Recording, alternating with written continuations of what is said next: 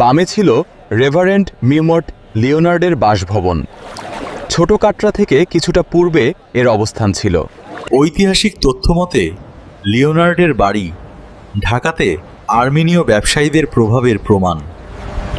এর পাশেই ছিল গোলাম পীরের মসজিদ ও বাসভবন, একই সাথে ধর্ম ও ব্যবসার সহাবস্থান। ঐতিহাসিক মতে এই গোলাম পীরই আরমানিটোলার বিখ্যাত তারা মসজিদ তৈরি করেছিলেন। তারপর পগজের বাড়ি, এটি ছিল বিদেশি ইউরোপীয় বণিকদের বাসস্থান। পগজের নিকি সাহেবের বাড়ি নামে আরমানিটোলা এলাকায় আরও একটি বাড়ি ছিল, যা এখন আর নেই।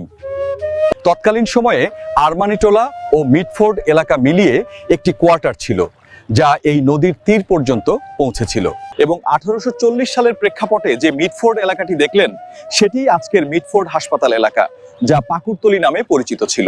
পগজের বাড়ির নিকটবর্তী স্থানে ছিল ডাচ বা ওলন্দাজ কুঠি, বা কোনো কোনো নথিতে ডাচ মনেস্ট্রি হিসাবে উল্লেখ করা হয়েছে। এই ডাচ কুঠি সংস্কার করে নতুন ভবন নির্মাণের মাধ্যমেই 1858 সালে পূর্ণাঙ্গ মিডফোর্ড হাসপাতালে রূপান্তরিত করা হয়েছিল।